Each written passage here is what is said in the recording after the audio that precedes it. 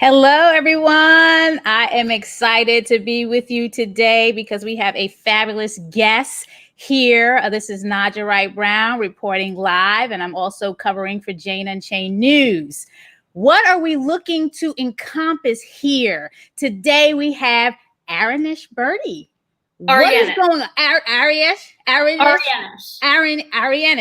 Yes. My apologies. No worries. What are we looking to encompass here with your organization? Tell us how you got started and what has your journey been like? Yeah, so my journey started back in 1997 when I was in the 7th grade, and I was presented with the frog dissection project in my biology class. And actually, my mom was really opposed to my participation in that project. And I was mostly curious about her objection, which I knew she has always cared about animals. My mom and my dad actually fell in love in Karachi, Pakistan, taking care of stray dogs and cats, predominantly stray dogs. And so I knew that this love for animals was really deep inside them. And we didn't buy animal tested products, household products, but that was about it. We ate chickens every day, cows, pigs, just kind of average household in that respect. And so seeing my mom be really adamant and talking really sternly with my biology teacher made me curious about her objection. And so this was back in the days when this was really before email. And so I reached out to a number of the big animal protection groups like PETA and the Humane Society and the Physicians Committee for Responsible Medicine and ASPCA and those kinds of groups to learn more about how animals are used in dissection. And once I saw the horrendous nature of how animals are used and abused in laboratories, I couldn't shut my eyes. And so I joined my mom in protesting that, and we successfully got our school to bring in a virtual dissection project that myself and 2 other of my classmates I was able to convince to join me in doing that and not cut open a once living creature. And I remember sitting in the computer lab and making a vow that I was going to fight for animals for the rest of my life. And at that point, I hadn't even learned all the ways that animals were used and then tortured and abused and killed in society. But I could feel that there was something deep and wrong there. And so I started learning more and more about how other animals in all different systems across society live in factory farms and zoos and puppy mills and fur farms and just the gamut.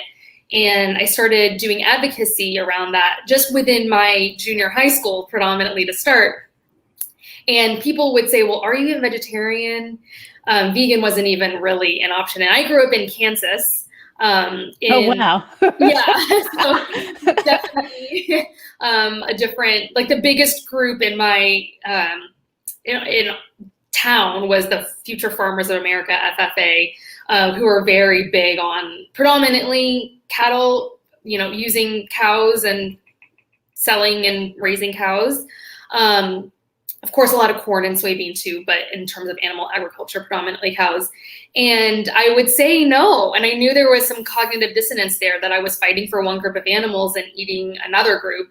And of course, at that same time, I had 2 amazing dogs who really were my best friends and my confidants in a lot of ways. And so putting all these pieces together, I realized I have to do more, and I have to have my behavior align with my values and things that I'm encouraging others to be more aware of.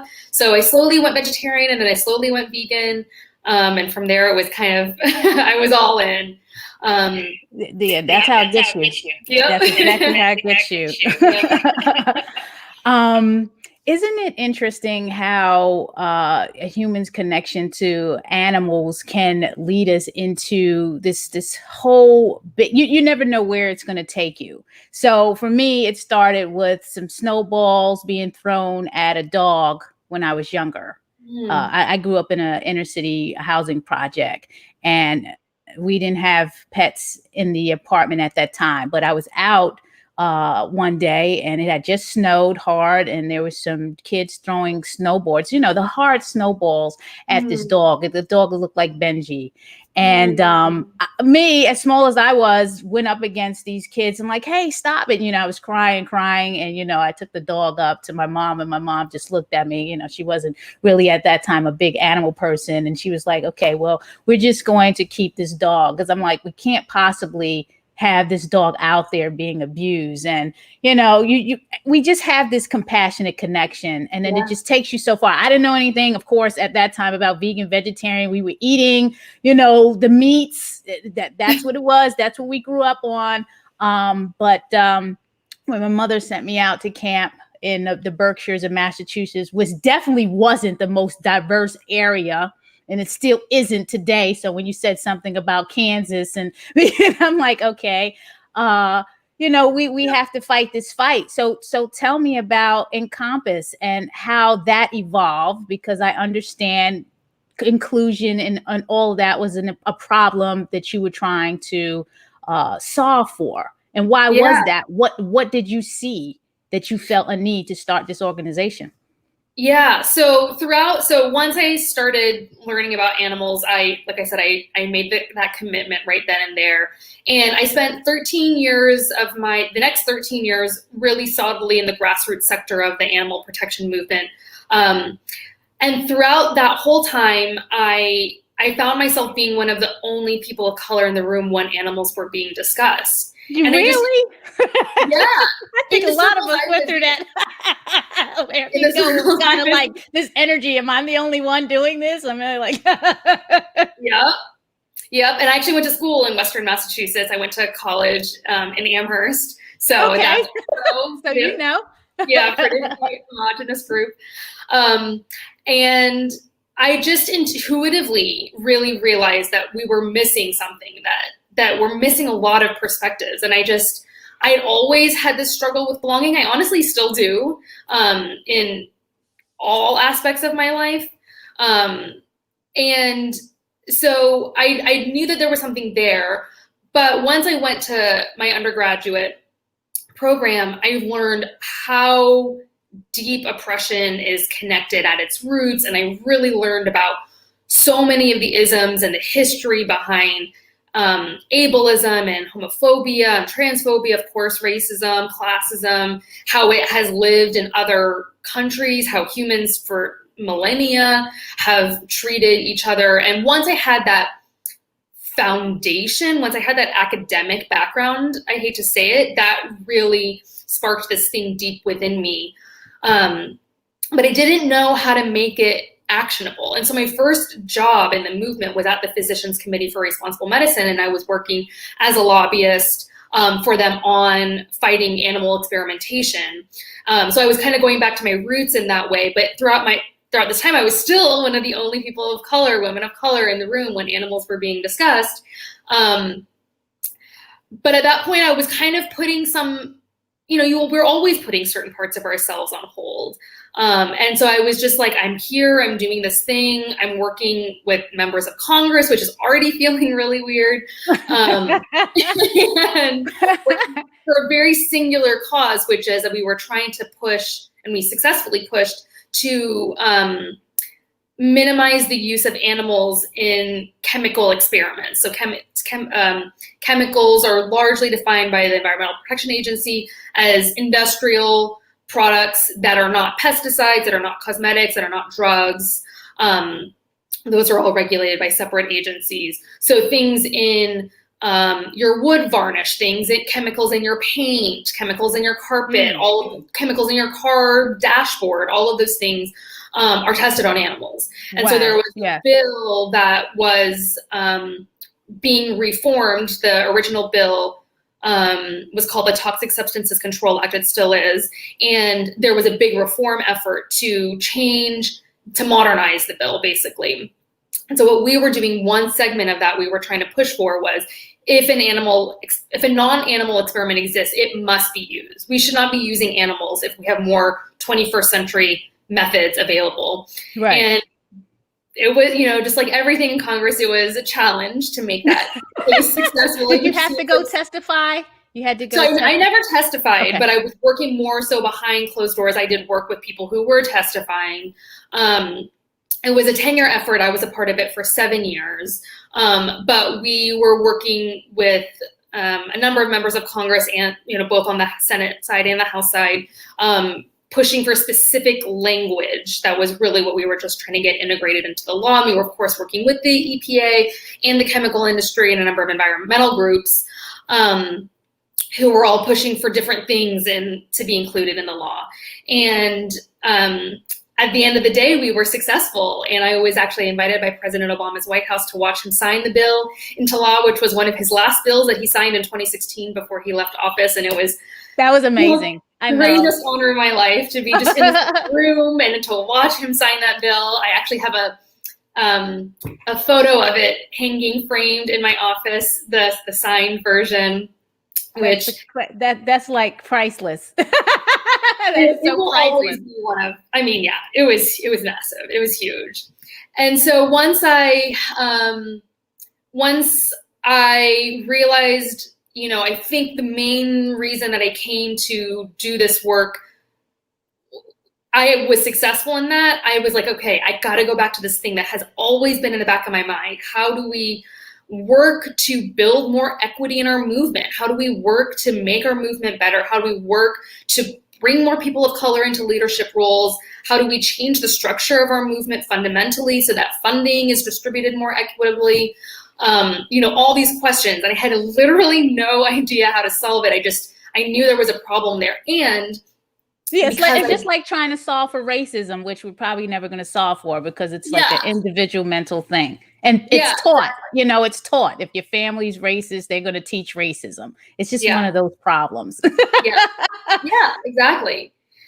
But I wanted to be a part of changing it. I didn't want to find a job that I could apply for that just not just, but that, many people were applying for. I wanted to find the opportunities, the gaps in the movement, and I wanted to try to solve those concertedly. And so I left my very comfortable and stable job, which was a huge risk, to really try to create something. I know how you feel. I did that when we had the open land in Kush. I had the same issue. So I know exactly how you felt. So scary. Yeah, very. I knew that it was a risk. I had some safety nets. I had been saving. I had a partner who had a job, so I knew that it would be difficult, but I wasn't totally alone. I had a rent-controlled apartment, which was really nice. And so with all of those things, I kind of took that leap, and I'm so glad I did, even though it was much more intense than I ever anticipated. I honestly think if I knew all the things that I was going to face, I probably wouldn't have done it, but the naivete was good. I say that about the restaurant business all the time. And I think if I can recall when you first started, I was at the Reducitarian conference, the first one that was in New York. So if I remember the timelines correctly, this was about the time when you were having that conversation, or you would promote, or you were just building the structure. I forgot what phase you were in, but it was just in the beginning, because that's when right. I think I connected with you, and we had talked briefly. And I had happened to be sitting at a table for lunch having a conversation with a gentleman who was asking why there weren't a lot of people of color at the Reducitarian at the animal rights conference. And him and I were just having this, healthy dialogue about it. And in my perspective, I said, I can't speak for all people of color, and I'm definitely not going to do that. But I think what it is, people need to feel comfortable in the space. One. Mm-hmm. Number two, we're facing a lot of issues out here. A lot of issues in terms of Blacks and Latinos, in terms of racial justice, social justice, all of that. And I can tell you a lot of times we got to pick and choose whether we're going to go to animal rights conference or we're going to go do a march or something. You're probably going to find us at the march. So, there's just a lot. And then we have to feel comfortable being in the space. Yeah. You see what I'm saying? So it's an understanding of cultures. When you're dealing with people of color, you're dealing with different cultures, and we have to feel welcome. I mean, do you agree with that or not? Do you see that? 100%. Yeah. And I think part of the problem is, so when we met, that was actually before I had officially launched it. I just named the group. Uh-huh. I didn't even have the name when I kind of remember. Yeah. Yeah. But I was doing a lot of informational calls with people to see how they saw the issue, what they saw the problems as, how they saw potential solutions, or at least addressing the problem. Maybe not solution is the right word. And so, yeah, I think that's a big problem. Right around that time, I did an informal analysis and found that of the 20 most well-funded animal protection groups that focus on factory farming, animal agriculture, veganism, 90% of the staff were white. And 10% were people of color, whereby at that time and still today, people of color make up about 40% of the population. So in terms of just sheer representation, we have a long way to go. And so that belonging issue really comes up because it's like, as people of color, why would we be in spaces where we feel so alienated, where we feel like our cultures aren't understood, why we may have to explain basic things like what a microaggression is and why, like how that feels to me. It's really challenging and it makes total sense. And so I think that's part of the reason why now we're in this loop where, it's kind of self-fulfilling in a lot of ways. But I think historically, the more well-funded sectors of the animal protection movement, and I say that intentionally because there have been, Black and Indigenous people of color who've been fighting for animals and promoting plant-based eating for millennia. But the sector of the movement that gets the most attention tends to do things that also do really alienate people of color, making harmful analogies, using the symbolism of the civil rights movement without having any investment in what that means. So there's been also a lot of harm, and there hasn't been an intention to make amends or to have accountability. And so I think that's another part of what's creating this loop where we, aren't seeing people of color really apply to roles or understand the culture of organizations. So, and that goes back to the comfort, because you're not going to, because even with what I'm doing with my small nonprofit, I'm connecting with folks that I can be comfortable with. So I'm just not asking for money or things like that from just anybody. No, we have to have a relationship and an understanding that you understand how I'm going to promote, and you're good with that. And if you're not good with that, then you can keep your money. I don't need it because I know my people way better than you know them. So let me do what I do, and you do what you do in terms of support. Now, I think Melanie Werner, were you talking to her, Gigi the Vegan? Gigi the Vegan, you were just explaining some of this to me on Sunday. So I guess someone was having a conversation and they can relate to what you're saying. I think what happens is we have the mindset that, and it's in people's right to do that. We're going to go out and this is how we're going. This is our mission, and this is how we want to be. And some people want it all white. Right? Wrong? Okay. I'm just speaking, some people want it all white, but now with this, with the issue of what happened with George Floyd, and now the attention of, the Black Lives Matter and all this other stuff, I think there's more attention. Is it authentic? I don't know. Maybe some of it is, and maybe some of it isn't. What is your thought on that? And what is Encompass trying to accomplish here in bridging the gap? And I love bridging the gap. I'm doing it in my space in terms of restaurants getting more plant-based options on the menu. Let's bridge the gap. Okay, maybe you're not going to be a 100% vegan eatery, but hey, I go out to eat too. I'd like to have some vegan options, and let's get them in conferences also. That I got to pay hundreds of dollars of tickets to attend when I was attending them. You know what I'm saying? You want me to buy this big ticket, and you don't even have any vegan options, real options for me. You know what I'm saying? Let's just have this conversation, bridge the gap. And I like what you're doing here. What strategies are you using? How successful has it been? And what challenges are you still facing? Because I'm sure you're still facing challenges. Oh, yeah. So in terms of the Black Lives Matter movement and what we're seeing, I definitely feel like we've seen a change in the organizations who we're trying to influence, having organizations quite emphatically stating that Black Lives Matter, stating that they recognize there is a problem. Even honestly, 6 months ago, I was not seeing that kind of messaging. So I feel like there is both a very real reason for hope and optimism, and that's what I'm using as much as possible to fuel me, while also holding on to this feeling of where were all y'all, like, 6 months ago. We have been saying this as people of color for a very long time, but also trying to capture the moment and also use this moment. I actually have saved all the statements that organizations have made to be able to hold accountable over the course of time, where in 2 years, if we're not seeing protests like we're seeing now, and Trump is hopefully out of office and things have gone back to normal to some degree, but that wasn't working for us. So we want to continue to see movement moving forward, and we want to see change. We want to see more equity. And so Encompass definitely has been receiving, in this last summer, more requests for organizational support than in the last 3 years of our existence. The number of groups reaching out to us for consulting support, which is one of the things that we do, has completely skyrocketed. And I really hope to see that continue. Of course, part of that is we do expect predominantly white groups to compensate us for our time. Money, y'all. That's what it is.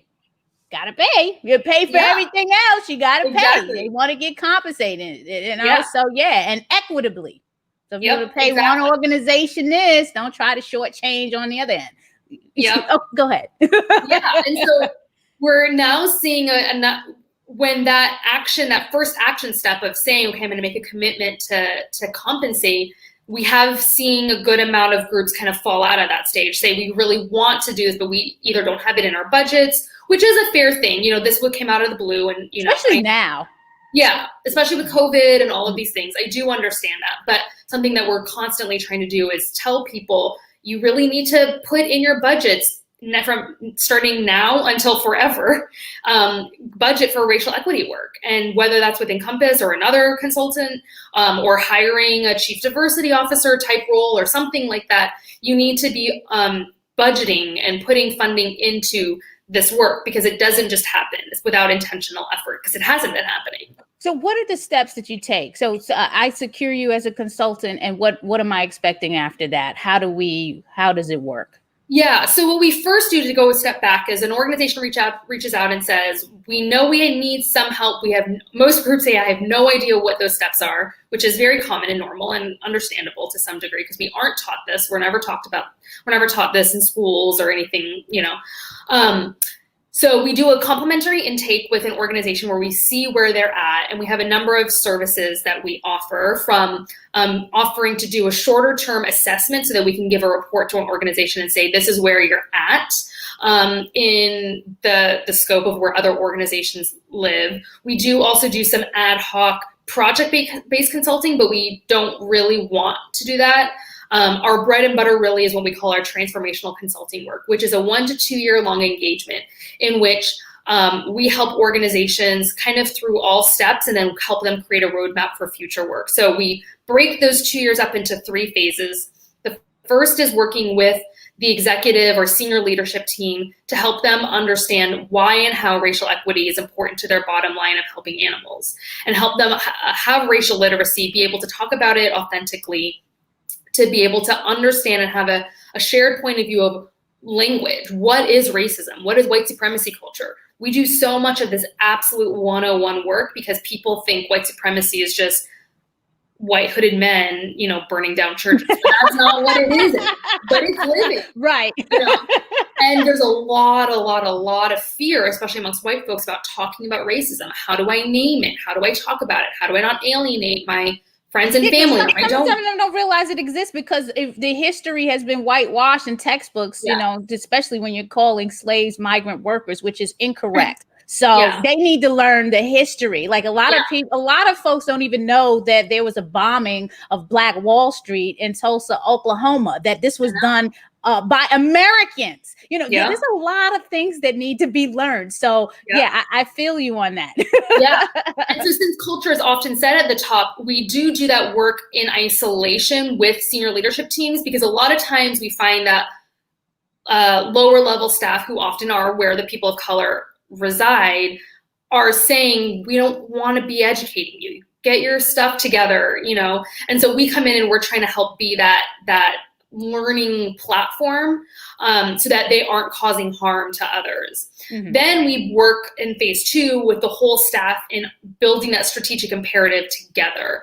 So we work to understand, where are the policy, procedure, informal, formal, verbal, nonverbal, where is inequity living? How, where are That's right, Tom. They didn't know about Juneteenth until recently. Yeah, that's what I'm saying. There's a lot of history that needs to be uncovered. And that's part of the problem. Because if you don't know the real history, then this is why we are here where we are today. Yeah.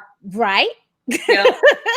But then we wouldn't have you doing the great work that you're doing. I mean, trust me, I'd love to be out of a job. That's all I want, is to be out of a job. I would love to be not needed, but I don't think that will happen. What has been your successful story of one of your clients? And you don't have to name the client, just, what has been the most successful, and where are you still experiencing the challenges? So because we're so new, we just started taking clients, I want to say a year and a half ago. So we haven't fully finished the 2-year engagement with one of our clients. That's fair. But we're seeing organizations truly make that commitment, and we're seeing organizations where I'm working with a very prominent leader who is able to now more confidently say how racism as a white man, how he sees racism, how he's able to talk about it more forcefully. He's not afraid to talk about it. He's able to lead his team and work with us in leading the team. And I find a lot of hope and inspiration in that. And so I think that because this is not on people of color to solve. This is a white person problem. I was just waiting for you to say that. We're trying to help them solve the problem. Yeah, but yes, exactly. It is a problem. They have to want to solve it. It's just any other problem. If you're a drinker or a smoker, or you're not vegan, this is a problem that you have to want to solve. Exactly. We can help you, because we're going to know the way, or the best way to handle it. And that's where you come in. But this is not our problem to solve. This is just like racism really isn't our problem to solve. And again, I don't think we're ever going to overcome that, because it's a mental thing, and people are taught that. Racism is taught. All of this, you look different, or you act different, or you are different. That is a taught thing. Yep. And it's I'll be dead and gone. You'll probably be dead and gone before they find a solution, if they ever find a solution. But for now, we need people like you and organizations like Afro Vegan Society, Black Society, Latin societies, Jewish, whatever societies, coming together and solving for this issue, because diversity is important and equity is extremely important. And I mean, I'm constantly saying it's both important, because the movement is only as strong as our advocates.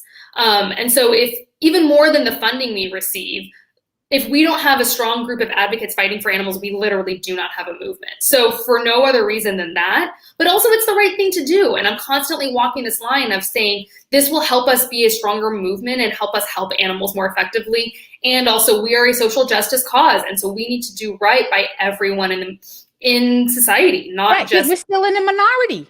Vegans are still in the minority. So all the fighting and infighting and all that other stuff, people need to pick the top 5 objectives. Let's all work together on those and move forward. You don't know how many times I have to look at or hear things and I'm like, this is ridiculous. It's just like little minute things where we're all in this together. If you're not eating meat, you're helping the animals. Don't tell us how to talk, how to walk, how to look.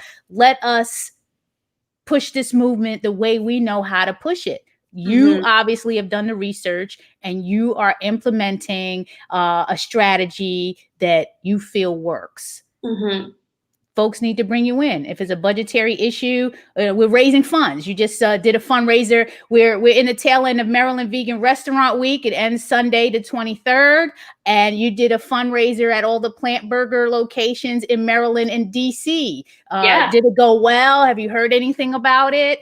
So I'll hear about it on Friday. So one of the things that Plant Burger does, which I love, is that they have this Eat the Change initiative where people can round up on their order, and then the difference between what their order is and the next whole dollar amount gets donated to a group. So we had 20% of proceeds going for dinner last night, and then for the rest of the week, people can contribute, small amounts, and then all of that gets totaled, and we'll get that number in on Friday. Awesome. Yeah, so it's still going. Great. I love Eat the Change. And again, while we're talking about that, I definitely want to shout out my sponsors now who've been supporting me and supporting Black Veg Society of Maryland. Shout out to Jane Unchained, Welfare World, Veg Fund, Women Funders in Animal Rights, and Eat the Change. Appreciate all your support, and we want to continue to deliver this great content and great events and initiatives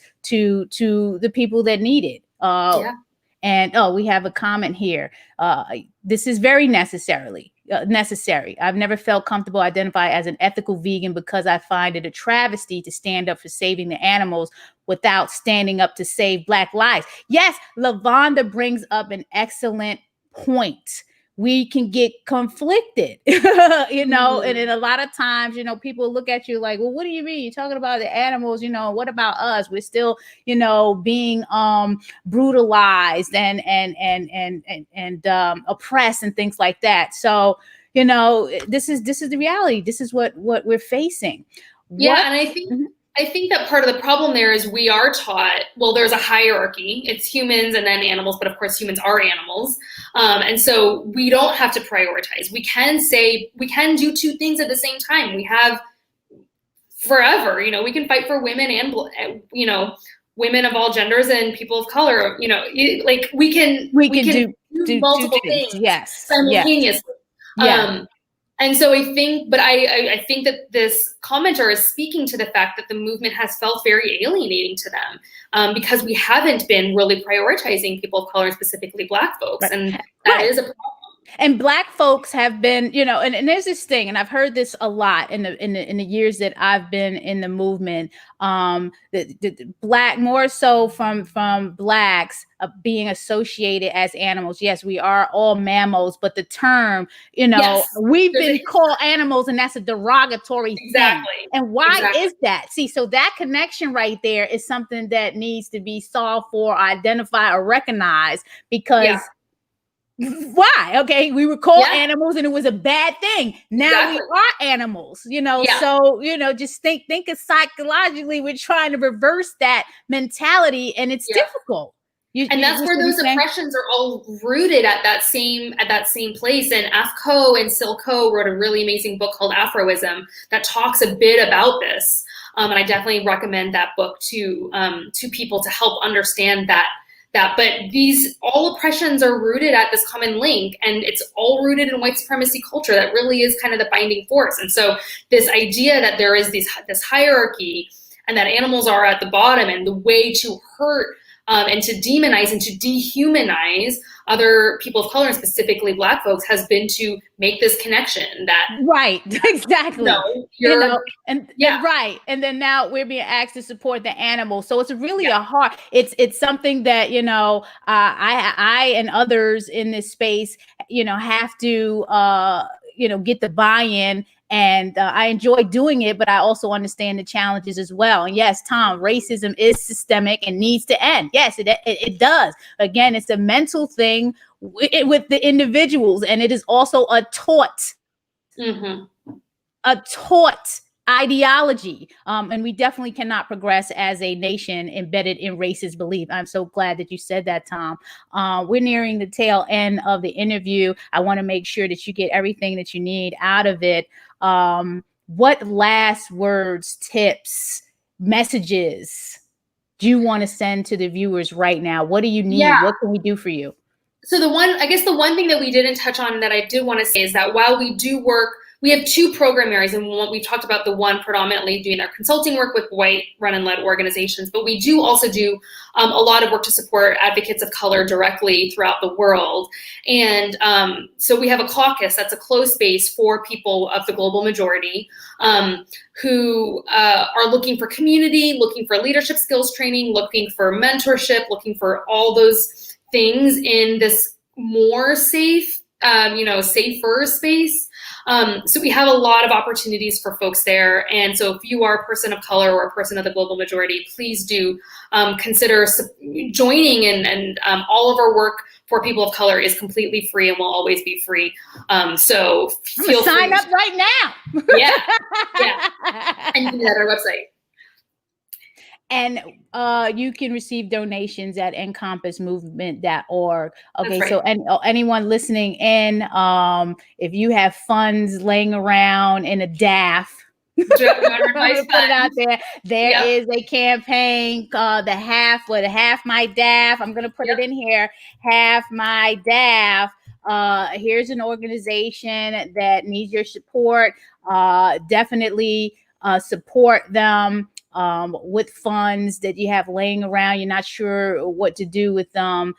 Show your support. Definitely support Black Vet Society of Maryland. Like and subscribe to NaijhaSpeaks.com. I have tons of interviews on that site. So if you miss any of them, you can catch them there. I also have a viewer survey in the comments, or that I'll be putting in the comments, so we can get you programming and content that you're looking for that's going to help you. Also get a 20 fresh salad recipe booklet at bbsmd.org. All you have to do is opt in by giving us your email. And I hope you all learned something and enjoyed the show today. Again, let's bring that website up for Aryenish Birdie, encompassmovement.org. My apologies again, but I'm glad that we've reconnected, because I haven't seen you in a while. The last time we talked, we were at the Animal Rights Conference last year. So I wish you much success and sending blessings your way in navigating through this pandemic and getting you all the funds and the clients that you need to succeed. And let me know if I can do anything else for you. Thank you so much. You're the best. Not a problem. Okay, thanks again, everyone, for tuning in. Enjoy the rest of your day. Be safe and mask on.